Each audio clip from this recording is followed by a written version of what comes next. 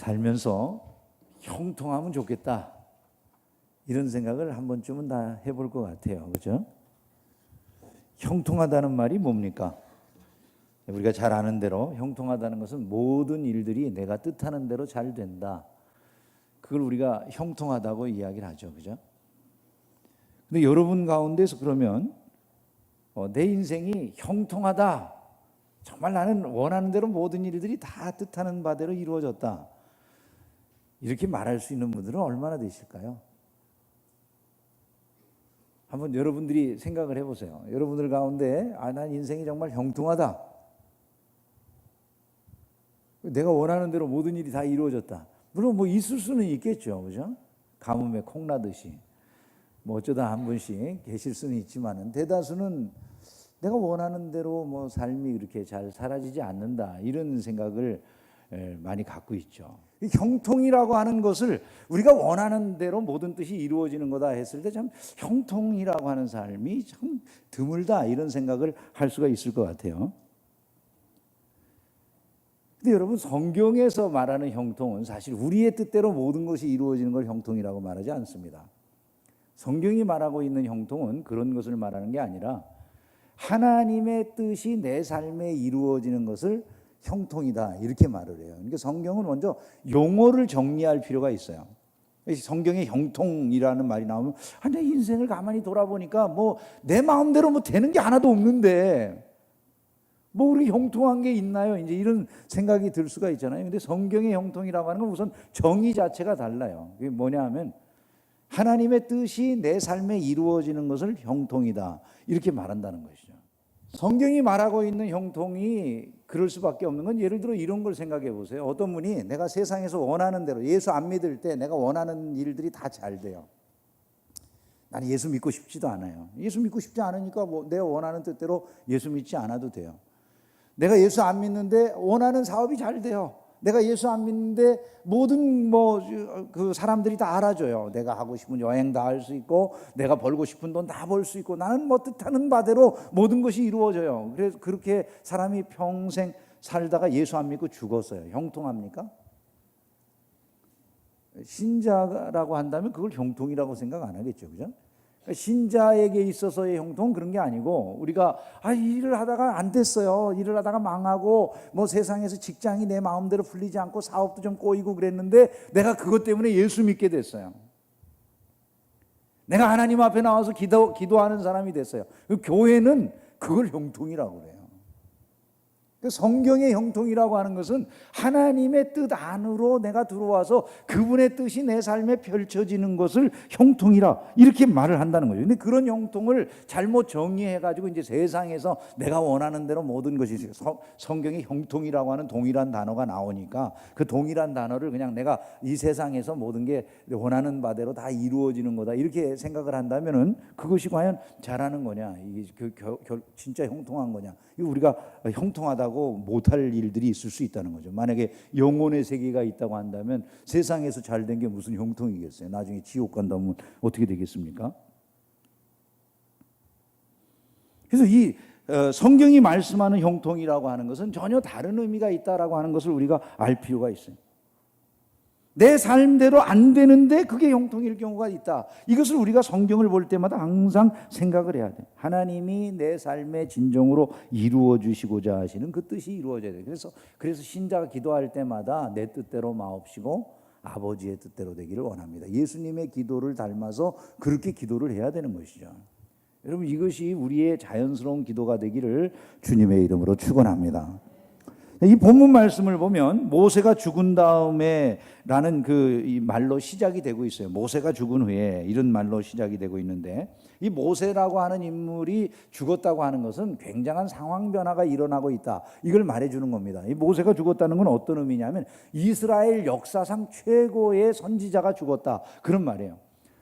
이스라엘에 많은 선지자들이 있었지만 이스라엘 역사상에 등장한 선지자 중에 최고의 선지자는 모세라고 성경이 말씀을 했어요. 그 후에는 이스라엘의 모세와 같은 선지자가 일어나지 못했다, 이렇게 말씀한 걸 보면 그 모세 이후의 모든 선지자는 사실 모세만한 선지자라고 말할 수 있는 게 아니라 그를 그저 닮아가는 선지자들이라, 이렇게 말을 할 수가 있어요. 그래서 예수님이 예수님의 삼직을 말할 때 예수님 선지자시고 제사장이시고 왕이시다 이렇게 말을 하죠. 예수님은 삼중직을 가지고 계셨다고 말하는데, 예수님의 선지직을 구약에서 상징적으로 보여주는 인물, 모형적으로 보여주는 인물을 말할 때 모세를 말을 해요. 그래서 모세는 예수님이 오신다는 예언을 어떻게 하고 있냐면 나와 같은 선지자가 올 것이다 이렇게 예언을 합니다.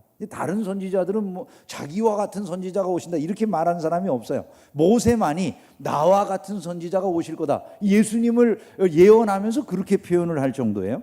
모세라고 하는 인물이 굉장히 위대한 인물입니다. 이 모세라고 하는 인물이 단신으로 애굽의 노예로 400년 동안 살고 있던 이스라엘 백성들에게 나타나가지고 그들을 그 노예된 상황에서 자유를 얻게 해준 사람이라는 거죠. 이 모세가 와가지고 아무것도 없는 그 모세, 그저 지팡이 하나 들고 덜렁 나타난 이 모세가 400년 동안 가장 최강의 나라인 애굽의 노예로 살고 있던 이스라엘 백성들을 자유케 하는데 애굽의 왕 바로를 꼼짝 못하게 만드는 거예요. 이스라엘 백성들이 자기네들 눈으로 그걸 보는 거죠.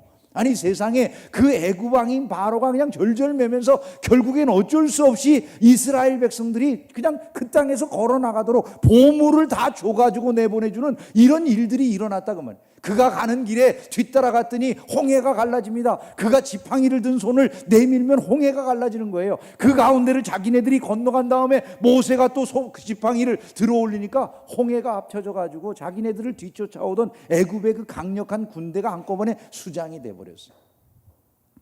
여러분 이스라엘 백성들이 자기네들 눈앞에서 그걸 보았다고 말이죠. 모세를 따라서 40년 동안 광야 생활을 걸어가는데 이 광야 생활 동안 대적이 나타나면 그 모세가 지팡이 든 손 바라보고 나아가서 여호수아가 싸웠더니 이스라엘 백성들이 한 번도 전쟁해 본 적도 없는 남의 나라 노예로 살던 사람들이 세상에 아말렉이라고 하는 이방인들을 이기더라는 거예요. 더군다나 자기네들이 40년 동안 그 광야를 빙빙빙빙 돌면서 농사 한 번 지은 적 없는데 40년 동안 매일 아침 만나가 내려가지고 자기네들이 그걸 먹습니다. 그리고 더군다나 그 모세를 뒤따라가면 구름기둥 불기둥이 따라다니면서 자기네들을 덮어가지고 자기네들이 그 광야 생활 중에 안전하게 자기네들을 보호해 주는 거예요. 매일 40년을 그 기적을 보면서 모세의 뒤를 따라온 것입니다. 그런데 갑자기 어느 날 모세가 여호수아를 부르더니 그 여호수아에게 안수해 주면서 이제는 네가 지도자다. 그리고 갑자기 세상을 떠난 거예요. 자, 이렇게 엄청난 리더십이 갑자기 자리가 확 비어버렸을 때 사람들이 느끼게 될 충격이라고 하는 건 대단하겠죠, 그죠? 여호수아는 어떻게 이 백성을 이끌고 가야 과연 형통의 길이 열릴까를 깊이 고민했을 것입니다. 가야 할 방향을 안다라는 게 이게 쉬운 일이 아니죠. 더군다나 누군가를 이끌고 가고 그 앞길을 책임진다는 건 무한한 책임감과 부담감을 주는 거죠. 여러분 아시다시피 가장들이 어려운 이유가 뭡니까, 그죠? 집안에 뭐 요즘이야 이제 어머니들도 가장 역할을 하는 가정들이 많이 생기지만은 예전에 다 아버지들만 가장 역할을 하던 그 시절에 아버지들이 가장으로서 짊어지는 그 집, 자기 집 하나 책임지는 것도 막상 그 짐의 무게가 대단하죠, 그죠? 참 여러분 생각을 해보세요. 가장이 불과 한 4-5명 자기 가족들을 책임지는 것도요 무한한 무게감을 느끼게 된다고요. 근데 한번 생각을 해보세요. 이스라엘 백성이라고 하는 이 큰 민족에 수백만 되는 이 민족에 갑자기 모든 생사를 책임져야 되는데 자기가 데리고 이 백성을 데리고 가야 될 길이라고 하는 게 앞날을 모르잖아요. 무슨 나라가 지금 있는 것도 아니고 말이죠. 얼마나 답답한 그런 상황입니까? 모세와 같이 자기가 무슨 엄청난 능력을 행해온 사람도 아니고 이제까지 그저 모세의 비서로 눈의 아들, 그저 모세의 수종자예요. 그 어마어마한 리더의 수종자로 쫓아다니던 사람이 하루아침에 갑자기 리더십을 부여받았는데 자기가 가야 될 길이 어느 것이 형통한 길인지 어떻게 알겠어요? 그런데 그에게 그 형통의 길을 가르쳐주는 분이 계시는 거예요. 여러분 기억하십시오. 하나님만이 형통의 길을 아신다는 거예요. 모세가 형통의 길을 아는 게 아니에요. 하나님이 그에게 나타나셔서 말씀을 해주시는 거예요. 여호와께서 모세의 수종자 눈의 아들 여호수아에게 말씀하여 이르시되 이것이 문제 해결의 길이 된다는 것을 믿으시기를 주님의 이름으로 축원합니다. 하나님이 나타나시니까 문제들이 해결돼요. 그런데 하나님이 형통의 길을 어디에 있다고 가르쳐 주시냐면 하나님의 언약 안에 형통의 길이 있다는 것을 가르쳐 주세요. 너는 이 모든 백성과 더불어 일어나 이 요단을 건너 내가 그들 곧 이스라엘 자손에게 주는 그 땅으로 가라. 모세를 지금 하나님께서 인도해 오시는 그 과정들이 결국 아브라함에게 약속하셨던 가나안 땅으로 이스라엘 백성들을 이끌어 가시기 위함이었어요. 하나님은 아브라함에게 내가 내게 지시할 땅으로 가라. 그리하면 그 땅을 내가 너와 내 후손에게 주리라고 약속을 하셨어요. 아브라함과 언약을 맺으신 거예요. 그 언약대로 하나님이 모세를 통해 가지고 이스라엘 백성들을 지금 이끌고 가시는 곳이 그 언약을 지키기 위해서 그 땅으로 가시던 과정이었어요. 지난 40년 동안 그 언약을 하나님은 이루시기 위해서 이스라엘 백성들의 방향을 그 길로 이끌고 계셨던 거고, 이제 여호수아에게 새롭게 리더십이 주어진 다음에도 똑같이 하나님은 너는 이전에 내가 너희들에게 약속한 그 언약의 길로 나아가면 되는 거야, 이렇게 말씀하고 계시는 거예요. 내가 그들 곧 이스라엘 자손에게 주는 그 땅으로 가라. 그러면 된다라는 것이죠. 하나님이 약속하신 그 땅으로 향해서 가면 모든 것이 형통하되어 내가 모세에게 말한 바와 같이 너희 발바닥으로 밟는 곳은 모두 내가 너희에게 주었노니, 이렇게 말씀을 해요. 여러분, 얼마나 놀라운 메시지입니까? 그죠? 발바닥으로 밟는 거 다 주신대요. 언약의 땅을 향해서 가는 그 길에서는, 하나님이 약속하신 그 땅으로 가는 그 길에서는 발바닥으로 밟는 곳을 다 주시겠대요. 할렐루야. 기가 막힌 약속의 말씀인 거죠. 그것이 형통의 길이라는 거예요. 발바닥으로 밟는 곳마다 다 주신다면 그게 바로 형통한 거잖아요. 이 길이 여러분에게 열려지기를 주의 이름으로 축원합니다. 이 형통의 길로 가려면 그러면 어떻게 해야 됩니까? 언약의 길을 따라가야 되는데, 우리에게 약속된 언약의 길은 어디에 있습니까? 말씀에 있는 것입니다. 그러므로 신자는 말씀을 지켜 행하는 것이 바로 형통의 길을 걷는 것이다라고 하는 점을 알아야 된다는 거예요. 오직 강하고 극히 담대하여 나의 종 모세가 내게 명령한 그 율법을 다 지켜 행하고 우로나 좌로나 치우치지 말라. 그리하면 같이 읽어볼까요? 어디로 가든지 형통하리니. 할렐루야. 이것이 바로 형통의 길이다라고 하는 걸 하나님이 말씀을 해주셨습니다. 우리가 그러면 그 언약 안에 살아야지 형통하다라는 게 분명해졌는데요, 언약 안에 살려면 어떻게 해야 되느냐, 몇 가지 중요한 포인트를 우리가 잡고 살아야 돼요. 언약 안에 살려면 어떤 자세를 가지고 살아야 돼요? 첫 번째는 이겁니다. 항상 언약 안에 거하고 싶은 사람은 말씀을 기억해야 돼요. 따라서 해봅시다. 말씀을 기억하자. 이 율법책을 내 입에서 떠나지 말게 하며 주야로 그것을 묵상하여 그 안에 기록된 대로 다 지켜 행하라. 같이 읽어보겠습니다. 그리하면 내 길이 평탄하게 될 것이며 내가 형통하리라. 할렐루야.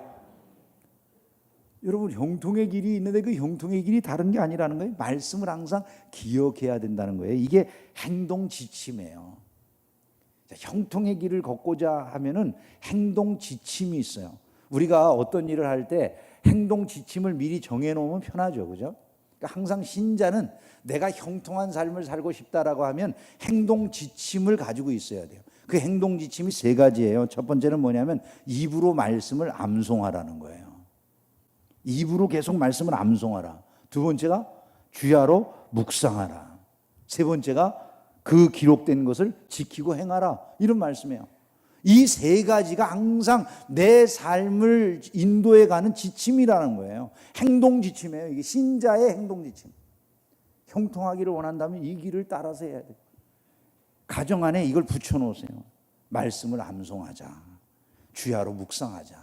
그 가운데 기록된 대로 지켜 행하자. 한번 따라서 해봅시다. 암송하자. 묵상하자. 지켜 행하자. 말씀에 대해서 이 지침을 가지고 있어야 돼요. 신자가 이 지침을 가지고 있을 때 길이 형통하게 열린다. 그것이 성경의 말씀인 거예요. 여러분, 신자는요, 승리에 대한 확신을 가지고 있어야 돼요. 형통의 길을 계속해서 걷기를 원하면 언약 안에 살아가야 된다 그랬는데, 언약 안에서 계속 우리가 머물기를 원한다면 항상 승리의 확신으로 무장을 해야 돼요. 한번 따라서 해봅시다. 나는 꼭 이길 거야.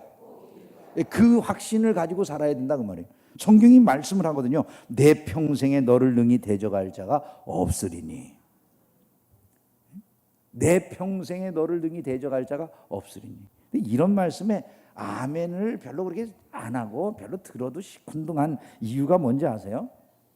성경을 다 이걸로 받아들여서 그래요. 이걸로. 성경은 지식을 충만하게 하는 말씀이 아니에요. 사람들이 이 성경을 잘못 인식하는 게, 사람이 지식이 많아지면 교만해져요.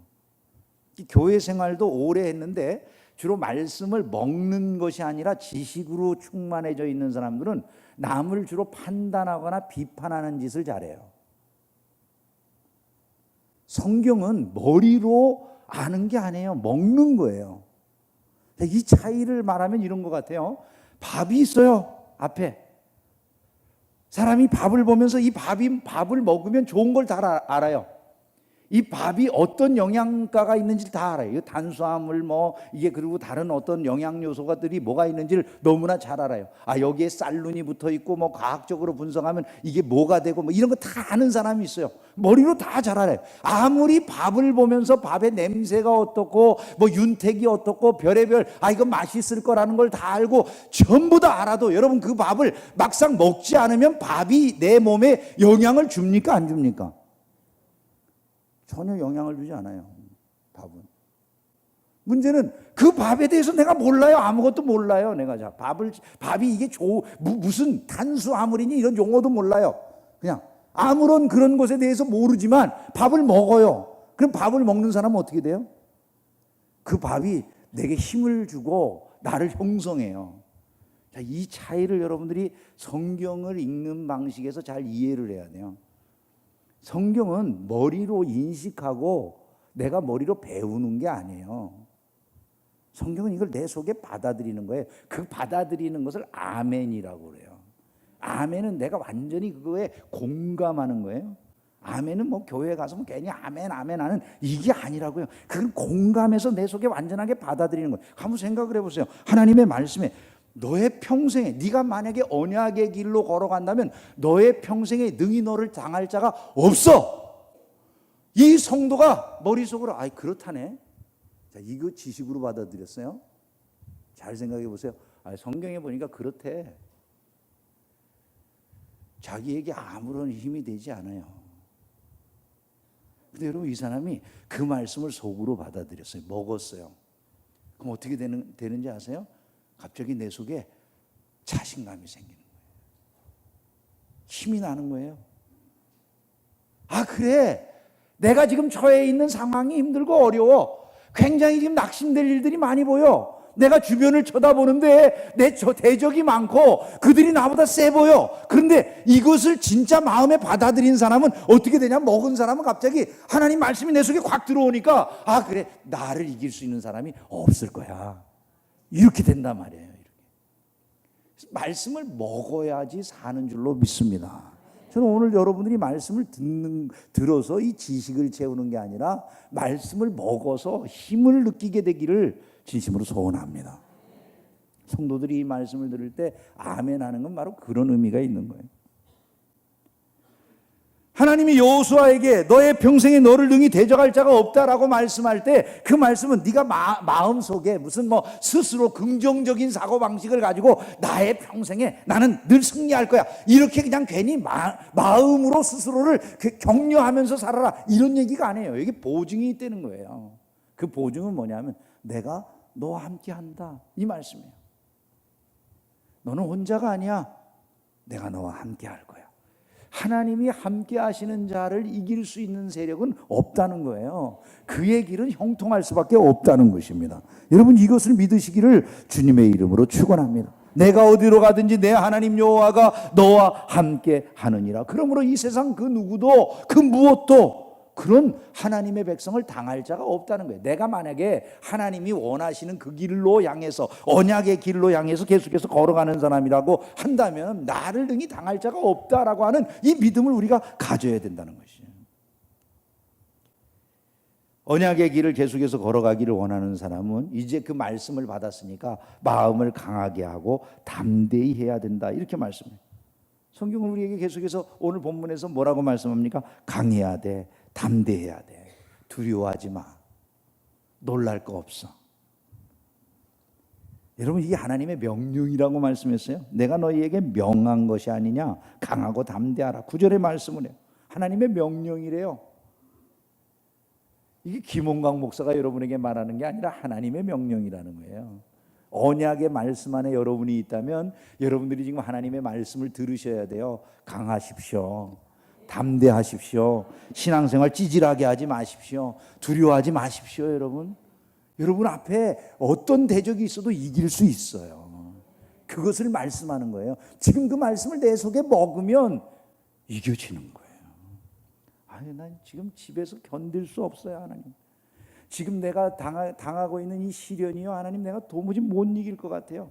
근데 하나님의 말씀을 오늘 먹으면 그 먹는 사람 꼭 이길 수 있어요. 하나님, 내가 지금 겪고 있는 이 안타까운 시련이 너무너무 괴로워요. 하나님, 내 주변의 일들은 왜 이렇게 꼬이는지 모르겠어요. 근데 하나님이 우리에게 말씀하실 거예요. 너가 감당할 시험 외에는 너에게 주는 법이 없어. 강해야 돼. 담대해야 돼. 놀랄 거 없어. 두려워하지 마. 내가 너와 함께 한다. 이렇게 말씀하시는 거예요. 여러분, 그것이 저와 여러분에게 받아들여지는 말씀이 되기를 주님의 이름으로 축원합니다. 그러면 이 말씀들이, 도대체 이 말씀이 현대를 살아가고 있는 오늘 이 시대 이 중계충성교회 성도들에게 어떤 의미를 갖게 되느냐, 이걸 좀 같이 나누고 싶어요. 첫째로 우리가 이걸 생각해야 돼요. 우리도 역시 언약 백성이다라는 것입니다. 한번 따라서 해봅시다. 나도 언약 백성이다. 여러분, 우리는 새 언약에 속해 있는 사람들이에요. 모세의 언약 아래에 있었던 사람들을 옛 언약 백성이라고 그래요. 근데 우리는 새 언약 백성이다, 이렇게 말씀합니다. 예레미야 선지자가 새 언약의 시대가 온다는 걸 예언을 했어요. 예레미야 31장에 보면 여호와의 말씀이니라, 보라 날이 이르리니 내가 이스라엘 집과 유다 집에 새 언약을 맺으리라, 이렇게 말씀을 했어요. 그 새 언약을 맺으리라고 말씀하신 그 예언의 말씀대로 예수님이 바로 당신의 피로 새 언약을 세우셨다, 이렇게 말씀을 하십니다. 고린도전서 11장 25절에 보니까 식후에 또한 그와 같이 잔을 가지시고 이르시되 이 잔은 내 피로 세운 새 언약이니, 이렇게 말씀합니다. 이 잔은 내 피로 세운 새 언약이라. 예레미야 선지자가 예언한 그 새 언약이 지금 맺어지고 있다라고 하는 것을 말씀하는 것이죠. 예수님은 새 언약을 맺을 때 자기 자신을 제물로 내놓으셨어요. 그러니까 예수님이 새 언약의 제물이에요. 예전에 하나님과 언약을 맺을 때는 짐승을 잡아서 언약을 맺었다고 한다면, 신약의 언약은 하나님의 아들께서 친히 자기 자신의 몸을 언약의 제물로 내놓으신 거예요. 즉 이 언약은 결코 파괴될 수 없다, 그걸 말하는 거예요. 왜냐하면 생명을 보증으로 걸은 거예요. 누구의 생명을? 하나님의 아들의 생명을 보증으로 걸었다, 그 말이에요. 그 아들과 우리 사이에, 하나님과 그 우리 사이에서 예수님이 중보자가 되시고 보증인이 되셨어요. 자기의 피를 이제 내놓으시고 말이죠. 그래서 우리가 하나님과 새 언약 관계 속에 들어갔어요. 믿음으로 말미암아 우리는 그 언약 관계에 속한 사람이 되었어요. 그러면 아브라함에게는 하나님이 내가 내게 지시할 땅으로 가라, 그러면 그 땅을 주겠다고 언약을 하셨잖아요. 오늘 신약의 새 언약 백성인 우리에게는 하나님이 무엇을 약속하셨습니까? 그 약속은 세 가지예요. 첫 번째가 영생이고, 두 번째가 구원이고, 세 번째가 하나님의 나라 천국이에요. 여러분, 하나님이 우리에게 약속하시는 게 바로 이거예요. 새 언약 백성이 된 우리에게 하나님은 내가 너희에게 영생을 줄게, 내가 너희를 구원해 줄게, 너희를 천국으로 인도해 줄게, 이렇게 말씀을 하세요. 자, 성경이 뭐라고 말씀하는지를 들어보세요. 요한일서 5장 13절에 보니까 내가 하나님의 아들의 이름을 믿는 너희에게 이것을 쓰는 것은 너희로 하여금 너희에게 영생이 있음을 알게 하려 함이라. 믿을 때 영생을 주신다라고 하는 것을 말씀하는 것이죠. 그것은 구원을 주시는 것이 돼요. 영생은 사실 구원과 똑같은 말이에요. 하나님이 우리가 믿을 때 주시는 이 언약 관계 속에 들어갈 때 우리에게 주신다고 약속하는 거, 그게 구원이에요. 이 복음은 모든 믿는 자에게 구원을 주시는 하나님의 능력이 됨이라, 이렇게 말씀을 했어요. 또 그것은 천국이에요. 천국. 나더러 주여 주여 하는 자마다 다 천국에 들어갈 것이 아니요 다만 하늘에 계신 내 아버지의 뜻대로 행하는 자라야 들어가리라. 하나님 아버지의 뜻대로 행하는 자가 천국에 들어간다. 그런데 그 하나님 아버지의 뜻이 뭐라고 말씀하냐면 요한복음 6장 40절에 보니까 내 아버지의 뜻은 아들을 보고 믿는 자마다 영생을 얻는 것이다. 그렇게 말씀했어요. 즉 예수 그리스도를 보고 믿음으로 말미암아 영생을 얻는 자들이 전부 다 천국에 들어가는 것, 그게 바로 하나님이 행하시는 일들이라는 거예요. 하나님의 뜻이고. 여러분, 결국 우리가 그 언약 관계 속에서 얻는 게 무엇입니까? 그게 영생이고 구원이고 천국인데 이게 다 같은 말이에요, 사실은. 자, 영생을 얻는다는 건 천국 가는 거예요. 영생을 얻는 게 구원 얻는 거예요. 구원 받았다 그러면 영생 얻는 거고, 구원 받은 게 천국 가는 거예요. 천국 갔다 그러면 그게 구원받은 것이고 영생 얻는 거예요. 그래서 이 말씀들은 다 같은 거예요, 결국은.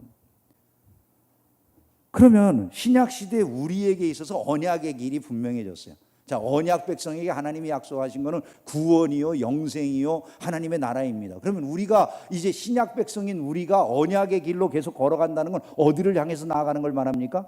하나님 나라를 향해서 날마다 나아가는 것, 그것을 바로 언약 백성이 나아가야 될 길이라고 말할 수가 있는, 그게 형통의 길이라는 거예요. 어떻게 사는 게 하나님 나라 백성으로서 살아가는 건가? 날마다 그 길, 하나님 나라의 길을 걸어가는 것인가? 이걸 우리가 고민하지 않을 수가 없잖아요. 하나님 나라로 어떻게 우리가 날마다 가까이 나갑니까? 뭐 날개가 있어서 날개를 질을 하면서 저 하늘로 올라가면 하나님 나라 가는 것입니까? 그거 아니죠, 그죠? 하나님의 나라에 대해서 성경은 이렇게 말씀해요. 하나님의 나라는 여기 있다 저기 있다 못하고, 하나님 나라가 어디 있다고요? 하나님의 나라는 너희 안에 있느니라. 그 너희 안에 있다고 말씀했으니까 하나님 나라가 어디에 있어요? 여기에 있어요? 그게 아니에요. 이 하나님의 나라가 너희 안에 있다라고 할 때 그 너희 안에는 이게 우리 안에 인유가 아니라요, 어몽유예요. 어몽유. 굉장히 차이가 있는 거예요. 영어로는 우리 이 속에 이렇게 들어와 있는 게 아니고, 하나님 나라가 우리들 가운데 있다 그 말이에요. 우리들 가운데 하나님의 나라가 어떻게 존재한다고 말씀하는 걸까요? 이렇게 존재하는 거예요. 하나님의 나라는 먹는 것과 마시는 것이 아니요, 오직 성령 안에서 의와 평강과 희락을 누리는 삶, 이 속에 하나님의 나라가 있다는 거예요. 그것이 끝이 아니에요. 이 세상에서 바로 그와 같이 삶을 사는 사람들이 주님 다시 재림하시는 그날 영원한 천국에 참여한다는 것, 바로 그것을 믿음으로 날마다 그 재림을 기다리고 살아가는 삶을 사는 것, 이것이 바로 신자가 하나님 나라의 삶을 살아가는 것이다, 이렇게 말씀하는 것입니다. 오늘 여러분의 삶에 하나님이 의와 평강과 희락을 이루어 주시도록 하는 그 삶을 누리는 방법이 뭡니까? 그게 날마다 말씀의 통치를 받는 거예요. 그래서 하나님의 말씀이 소중하고 그 말씀의 내용들을 우리가 항상 마음속에 새기는 것이 중요하다는 것을 잊지 않기를 주님의 이름으로 축원합니다. 말씀 안에 하나님의 통치를 받는 길이 담겨져 있는 거예요. 내가 어려서부터 성경을 알았나니 성경은 능히 너로 하여금 그리스도 예수 안에 있는 믿음으로 말미암아 구원에 이르는 지혜가 있게 하느니라. 이렇게 말씀하는 거예요. 성경을 우리가 부지런히 읽고 묵상하고 그걸 지켜 행해야 되는 이유가 다른 게 아니죠. 바로 그 말씀 안에 그 길이 선명하게 있기 때문인 것입니다. 하나님의 말씀을 가까이 하면서 살다 보니까 구원의 역사가 일어나요. 사실 여러분 한번 생각해 보세요. 우리 인간의 삶에 제일 중요한 질문들이 뭐겠습니까? 우리는 도대체 누구인가?